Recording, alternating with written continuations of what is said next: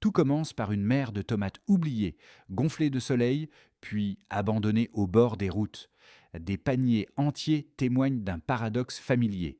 Produire beaucoup, transformer peu, et racheter plus cher ce que l'on a laissé perdre. Que se passe-t-il quand un pays décide d'inverser ce script et quand Ibrahim Traoré érige un fruit banal en instrument de souveraineté économique? Alors une économie rurale longtemps captive relève la tête et l'on devine, sous la pulpe rouge, un dessein plus vaste, reprendre la valeur, étape par étape, sur son propre sol. Le projet initié par Ibrahim Traoré ne se résume pas à une usine de tomates. Il s'agit d'un manifeste économique, d'un pari national sur l'autonomie. Produire ce que l'on consomme, transformer sur place, garder la richesse dans le pays, trois principes simples mais révolutionnaires dans une région longtemps dépendante des importations européennes ou chinoises. Le pari est risqué car il s'attaque à des circuits commerciaux bien installés et à des décennies de dépendance industrielle. Pourtant, derrière chaque chiffre, des milliers d'emplois, des millions de francs réinjectés, se cache une promesse, celle d'un Burkina Faso capable de se nourrir, de s'éclairer, de se financer sans tendre la main. L'enjeu dépasse l'économie. Il touche à la dignité, à la capacité d'un peuple à redéfinir sa valeur par le travail. Et si, sous la houle du changement, Ibrahim Traoré ouvrait la voie à une nouvelle génération de leaders africains convaincus que la souveraineté se cultive comme une récolte, patiemment, collectivement, la révélation tient dans un bâtiment discret dressé au bord des champs. Une usine conçue pour absorber des tonnes de tomates et les restituer en pâte prête à l'usage. Avec 8 millions de dollars seulement, le Burkina Faso transforme une récolte fragile en valeur durable. L'annonce paraît modeste, mais l'effet cumulé est considérable. Ibrahim Traoré fait passer l'économie de l'attente à l'économie de l'action. Avant cette bascule, la chaîne était brisée. Les paysans vendaient à perte, la surabondance se changeait en gaspillage et la valeur renaissait ailleurs, importée sous forme de concentré, vendu 3 fois plus cher. La dépendance ne se mesurait pas seulement en devises. Elle s'inscrivait dans les gestes, les calendriers et les habitudes d'une filière cantonnée au rôle de fournisseur brut. Les routes portaient la marchandise, pas la maîtrise des prix. L'usine marque un point de rupture. Implantée au cœur d'une zone à fort rendement, elle réduit les pertes, stabilise les prix saisonniers et crée un débouché formel. Les premiers emplois, opérateurs, techniciens de laboratoire, contrôleurs qualité, forment un socle qui attire transporteurs, emballeurs, fournisseurs d'emballage et petits producteurs mieux organisés. Chaque tonne traitée localement retient des milliers de francs dans le circuit national et irrigue l'économie de proximité. La logique dépasse la tomate. Produire ce que l'on mange, manger ce que l'on produit devient une règle structurante. L'État finance et exécute sans conditionnalité d'aide, avec des partenaires alignés sur un objectif clair: faire du Burkina Faso un nœud agro-industriel du Sahel. Des centres de formation agricole synchronisent les calendriers, améliorent les rendements et orientent les variétés vers la demande réelle. La jeunesse apprend à cultiver, mais aussi à concevoir et à piloter des systèmes alimentaires complets. Ainsi, l'usine n'est pas un îlot. C'est le premier nœud visible d'un réseau en gestation, où routes, énergie solaire et finances locales viendront stabiliser la chaîne. Chaque camion qui quitte le site transporte un produit, mais aussi une idée. L'indépendance se construit en maîtrisant la transformation sur son propre sol. La souveraineté devient pratique, mesurable et répétable. Au centre de cette transformation se tient un homme, Ibrahim Traoré, jeune chef d'État souvent décrit comme intransigeant mais méthodique. Derrière les discours et les uniformes, il impose une idée simple: la souveraineté n'est pas un slogan, c'est une chaîne d'actes concrets. En lançant la première usine de transformation, il n'a pas seulement créé une infrastructure, il a ouvert un précédent psychologique. Les premiers effets sont visibles. Dans les villages alentours, des coopératives s'organisent. Les prix cessent de s'effondrer à chaque saison et les familles qui vendaient leurs récoltes à perte réinvestissent dans leurs terres. Des jeunes, formés aux techniques de conservation et de maintenance, rentrent des villes pour rejoindre le projet. Le sentiment d'abandon cède la place à celui de contribution. Les retombées symboliques sont tout aussi fortes. Voir un produit estampillé, fabriqué au Burkina Faso, sur les étals locaux agit comme un électrochoc collectif. Pour beaucoup, c'est la première fois que le pays se regarde produire pour lui-même. Traoré, dans ses discours, parle de réapprendre la fierté par le travail, et la formule s'installe dans le langage populaire. Ce qui semblait au départ un pari industriel devient un modèle de redressement social. En moins d'un an, une région marginalisée se découvre un centre de gravité économique, un motif d'espoir, un miroir pour le reste du pays. L'effet domino est enclenché. Routes, marchés, énergie et santé suivent le sillage d'une tomate devenue symbole de reconquête. Tout s'enchaîne avec la précision d'une mécanique reprise en main. Dès l'inauguration de la première usine, Ibrahim Traoré fixe une règle simple: produire, transformer, relier. Le pays entier devient un chantier de cohérence où chaque maillon appelle le suivant. En moins de 3 ans, la logique devient visible. L'agriculture nourrit l'industrie soutient les villes renforcent les services qui, en retour, sécurisent la production. L'économie ne fuit plus vers des ports lointains, elle circule, s'épaissit, s'ancre. Ici, la révolution tient à la méthode. Ibrahim Traoré ne vend pas des miracles, il séquence des travaux. Chaque projet répond à un autre et prépare le suivant. Ensemble, ils dessinent une carte nouvelle du Burkina Faso, un pays qui ne subit plus la géographie, mais la façonne pas à pas. Les chiffres racontent une histoire que les discours seuls ne peuvent traduire. En moins de 3 ans, les investissements productifs engagés sous la direction d'Ibrahim Traoré dépassent 400 millions de dollars, répartis sur l'énergie, les infrastructures, l'agriculture et la santé. Mais au-delà des montants, c'est la redistribution interne qui frappe. Plus de 65% des contrats sont attribués à des entreprises locales, un record dans l'histoire du Burkina Faso moderne. Le programme Yellen connecte 300 000 habitants dans 150 villages. Avant 2022, à peine un Burkinabé sur 5 bénéficiait d'un réseau fiable. Aujourd'hui, ce ratio franchit les 32% dans les zones rurales couvertes. Le coût du kilowattheure y a chuté de 40%, libérant du capital pour la production artisanale. La mesure se lit dans la lumière. Les écoles prolongent leurs cours de 2 heures, les dispensaires réfrigèrent leurs vaccins et les commerces nocturnes se multiplient. Le barrage de Ziga 2 garantit un approvisionnement stable à près de 500 000 personnes autour de Ouagadougou. Là où les coupures s'étendaient non sur 10 jours par mois, elles sont désormais inférieures à 3. Les stations de pompage alimentées par énergie solaire réduisent la facture énergétique publique de 18%. Dans un pays souvent frappé par la sécheresse, ces pourcentages se traduisent par une résilience quotidienne. La première usine de tomates atteint une capacité moyenne de 40 tonnes par jour, soit plus de 12 000 tonnes par an. Chaque tonne transformée localement retient environ 250 000 francs CFA dans le circuit national. L'effet multiplicateur sur l'emploi dépasse les estimations initiales. 150 emplois directs, plus de 500 indirects et des milliers de saisonniers au pic des récoltes. Ces données proviennent du ministère du Développement rural, mais surtout des coopératives elles-mêmes, désormais capables de planifier sur 12 mois. Le projet Faso-Mayo vise 50 000 unités d'habitation. Sur les 10 000 premières docks construites, 70% sont déjà attribués à des fonctionnaires, enseignants et ouvriers locaux. Chaque lot représente environ 85 mètres habitables et génère un emploi direct pour 3 travailleurs. Les matériaux utilisés, briques compressées, terre stabilisée, bois local, réduisent de 25% les coûts de construction. L'hôpital régional universitaire de Bobo-Dioulasso, encore en phase d'équipement, doit accueillir 500 lits et plus de 30 services spécialisés. Déjà, 200 professionnels ont été formés à l'utilisation des systèmes numériques de gestion médicale. La mortalité liée au transfert vers la capitale a chuté de 12% dans la région. Les chiffres s'enchaînent, mais leur cohérence vaut plus que leur somme. Chaque indicateur renforce le précédent. L'électricité soutient les usines, l'eau soutient la vie urbaine, le logement stabilise la main-d'œuvre, la santé protège la productivité. Ibrahim Traoré impose une grammaire du développement où le progrès n'est pas affiché mais mesuré.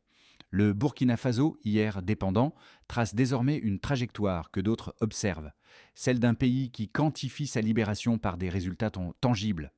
Les critiques ne manquent pas. Elles soutiennent qu'un modèle où l'État impulse l'investissement tel que promu par Ibrahim Traoré, peut étouffer l'initiative privée, gonfler les dépenses et tendre les prix. D'autres avertissent qu'une telle centralité administrative risque d'anesthésier la concurrence et de figer l'innovation. Les bailleurs, enfin, questionnent la soutenabilité. Comment continuer sans alourdir la dette ni accroître la vulnérabilité externe? Ces objections méritent d'être prises mais au sérieux. Le Burkina Faso évolue dans une zone marquée par l'insécurité, la variabilité climatique et la volatilité des cours. Les marges budgétaires restent étroites et chaque chantier requiert une exécution rigoureuse. Pourtant, la réponse ne tient pas du volontarisme, mais d'une mécanique: redéploiement interne, substitution locale, contrat orienté vers les entreprises nationales et séquençage des priorités. Reste le risque d'isolement diplomatique. Ici, la diversification des corridors routiers, numériques, financiers limite les points de pression. La dépendance à un seul bailleur ou à une seule route diminue, ce qui accroît la résilience face aux chocs. Au total, le argument renforcé admet l'essentiel: un État faible n'oriente rien. La thèse défendue affirme autre chose: un État bâtisseur peut catalyser l'initiative à condition de mesurer, d'ouvrir et d'ajuster. Là réside l'enjeu: faire de la méthode une garantie, pas une croyance. À ce moment-là, sous la lumière du Sahel, Ibrahim Traoré prononce une phrase brève: nous ne voulons plus être les spectateurs de notre avenir. C'est la césure du récit, le moment où la souveraineté cesse d'être une aspiration pour devenir une mécanique quotidienne. Le point charnière tient dans cette bascule. Produire localement ne suffit plus, il faut contrôler les flux. À cet instant, le corridor de souveraineté, les mini-réseaux solaires et les centres de données cessent d'être des projets séparés. Ils s'alignent comme les circuits d'un même organisme. La cohérence devient la nouvelle richesse. Cette cohérence se traduit par un changement de perception. L'État n'est plus seulement gestionnaire, il devient opérateur de liens. Dans les villages, les familles sentent la différence dans la continuité de l'eau, la stabilité de l'électricité, la présence de routes. Dans les bureaux, les ingénieurs parlent de chaînes fermées, une expression qui résume tous: produire, transformer, distribuer, maîtriser. Au milieu du parcours, le Burkina Faso cesse d'attendre des promesses. Il agit. Et le monde, qui regardait de loin, commence à s'interroger sur la portée réelle du laboratoire Traoré. Les résultats du virage initié par Ibrahim Traoré s'observent à 4 niveaux distincts: nation, entreprise, citoyens et région. Ensemble, ils composent le visage d'un Burkina Faso en reconstruction méthodique. Le pays consolide son autonomie budgétaire. Près de 60% des investissements publics de 2024 proviennent désormais de recettes internes. L'équilibre ne se joue plus entre prêts et dons, mais entre production et fiscalité élargie. La dépendance vis-à-vis des bailleurs traditionnels recule sans rupture brutale. Le message est clair: on n'abandonne pas les partenariats, on les redéfinit. Les ministères travaillent en cycle intégré: agriculture, énergie, habitat, santé, pour éviter les projets isolés. Ce fonctionnement transversal réduit les pertes et accélère les livrables. La relocalisation des chaînes crée des marchés inédits. Les PME, qui fournissaient les grands opérateurs étrangers, deviennent sous-traitantes nationales. L'industrie de l'emballage, la maintenance solaire, la logistique et le traitement de données enregistrent des croissances à 2 chiffres. Le secteur privé local, longtemps marginalisé, se découvre un rôle moteur. Les contrats étatiques exigent un contenu local d'au moins 55%, forçant l'apprentissage collectif et l'innovation technique. L'électricité, jadis rare, alimente désormais les foyers ruraux. Les femmes gagnent du temps, les écoles ouvrent plus longtemps, les soins s'améliorent. L'accès à l'eau réduit les maladies hydriques et stabilise les revenus agricoles. L'emploi s'élargit: ouvriers, techniciens, formateurs, chauffeurs, cadres. Chaque projet ouvre des filières de métiers. Le revenu moyen des zones rurales concernées par les programmes agro-industriels progresse de 22% en 2 ans selon les données nationales. La sécurité alimentaire suit le même mouvement. Plus d'1 million de ménages disposent d'un accès régulier à des produits locaux transformés. Le corridor vers la Côte d'Ivoire réactive les échanges transfrontaliers. Les produits burkinabés, concentrés de tomates, briques solaires, mobilier urbain, trouvent preneurs dans les marchés ouest africains. Les voisins observent un modèle qui ne cherche pas la confrontation, mais l'équilibre. Au Mali, au Niger, au Togo, les gouvernements étudient la duplication de certains programmes. Ce réseau de convergence esquisse la naissance d'un axe sahélien de développement interne capable de peser face aux partenaires extérieurs. Au plan symbolique, la mutation est tout aussi visible. Les jeunes, qui voyaient l'exil comme unique horizon, redécouvrent le sens du travail collectif. La fierté remplace la résignation. Les drapeaux flottent moins par réflexe patriotique que par reconnaissance envers un effort partagé. Ces conséquences ne sont pas des miracles. Elles traduisent une continuité, celle d'un État qui a choisi la rigueur plutôt que la rente, la méthode plutôt que le hasard. Le Burkina Faso, jadis périphérique, s'avance désormais comme un centre, et le nom d'Ibrahim Traoré s'y inscrit non comme une figure de rupture, mais comme celle d'une cohérence retrouvée. À ce stade, le Burkina Faso entre dans une zone de projection. Les prochains mois seront déterminants. Absorber les chantiers, maintenir la cadence, sécuriser la cohérence d'ensemble. Autour d'Ibrahim Traoré, 3 trajectoires se dessinent. Base, optimiste et critique, chacune testant la solidité des choix posés. Les projets déjà engagés poursuivent leur déploiement, l'usine de tomates consolide ses approvisionnements, le corridor Bobo-Dioulasso Côte d'Ivoire fluidifie les échanges, Yélène étend la desserte électrique, l'hôpital de Bobo monte en puissance, Ziga 2 améliore la distribution d'eau face au maillot, livre des logements, la banque publique et PAC Digital ancre l'inclusion. Le pays privilégie la continuité, évite les promesses excessives et transforme l'expérience acquise en procédure. Une meilleure coordination entre routes, énergie, eau et services numériques crée des effets de réseau. Les coopératives agricoles planifient mieux, les ateliers prolongent leurs heures grâce au solaire, les démarches en ligne réduisent les frictions, les paiements se sécurisent. L'exportation régionale gagne en régularité et la confiance interne attire des partenaires alignés sur le contenu local. La souveraineté cesse d'être un mot d'ordre pour devenir un protocole reproductible. Des aléas, saisons agricoles difficiles, tensions frontalières, retard d'équipement ralentissent la montée en charge. Les budgets se tendent, les calendriers dérapent, l'usure administrative guette. La différence se joue alors sur les amortisseurs, mini-réseaux solaires, sécurisation de l'eau, banque de données souveraines, lignes logistiques alternatives. Le système fléchit, mais conserve l'essentiel, la capacité à délivrer des services de base et à protéger l'appareil productif. Dans les 3 scénarios, la variable décisive est la gouvernance d'exécution. Prioriser, séquencer, mesurer, corriger. Une recommandation s'impose, garder le rythme par palier en liant chaque extension à une preuve de performance. Clarifier les responsabilités, publier des indicateurs simples, renforcer la maintenance locale et réserver l'endettement aux actifs générant des flux prévisibles. Ainsi, la méthode demeure la boussole et la cohérence, l'actif principal. Enfin, chaque scénario rappelle une évidence. Sans ancrage humain, aucune infrastructure ne tient. Former des techniciens, stabiliser les revenus agricoles, rapprocher santé et logement des bassins d'emploi, c'est garantir la durabilité des investissements. La trajectoire importe moins que l'alignement quotidien entre besoins réels, outils disponibles et responsabilités assumées. Derrière les chiffres, il y a des visages. La transformation portée par Ibrahim Traoré ne se lit pas seulement dans les bilans, mais dans les histoires ordinaires qui tissent le pays. Dans un village du Kénédougou, Awa, productrice de tomates, ne vend plus ses récoltes à perte.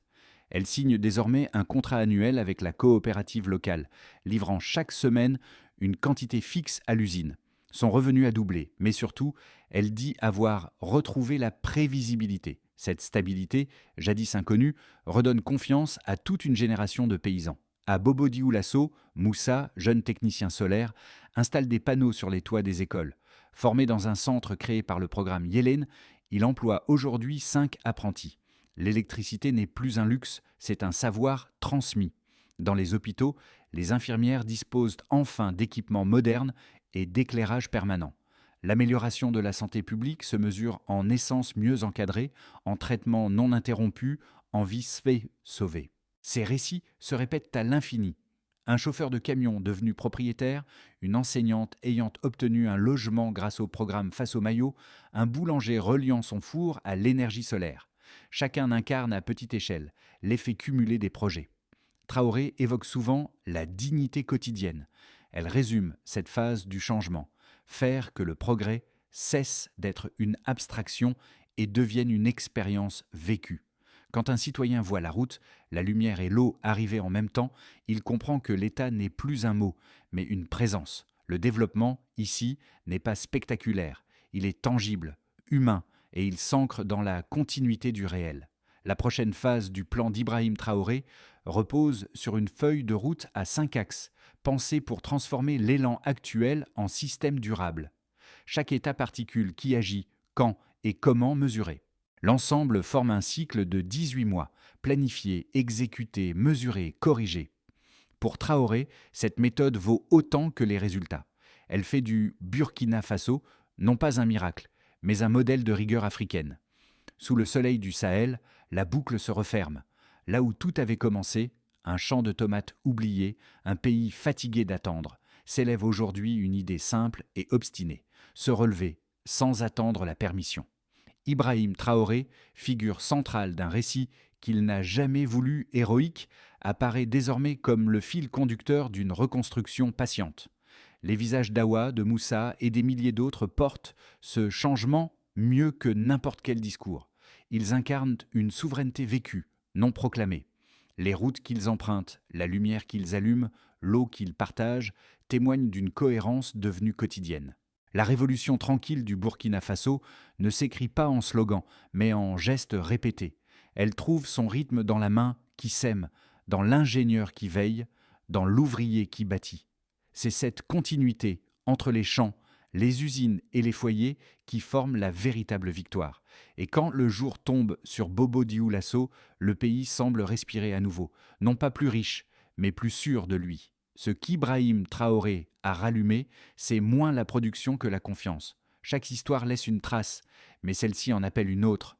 Le Burkina Faso, sous l'impulsion d'Ibrahim Traoré, n'a pas seulement bâti des routes et des usines, il a reconstruit un horizon. Ce qui se joue ici dépasse les frontières. C'est la démonstration qu'un pays africain peut reprendre la main sur ses ressources, sa valeur et son avenir.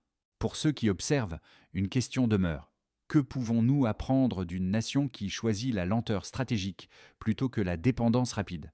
Car derrière chaque panneau solaire, chaque barrage, chaque maison, il y a une logique, relier l'action au sens. La souveraineté n'est pas une posture de rupture, c'est un art de bâtir ensemble. À mesure que les projets mûrissent, chacun, citoyen, entrepreneur, voisin, devient partie prenante d'un mouvement qui dépasse la politique pour toucher la dignité. Alors, peut-être faut-il poser la question autrement. Et si le futur de l'Afrique se décidait, non pas dans les sommets, mais dans les villages où l'on cultive encore la patience du réel ?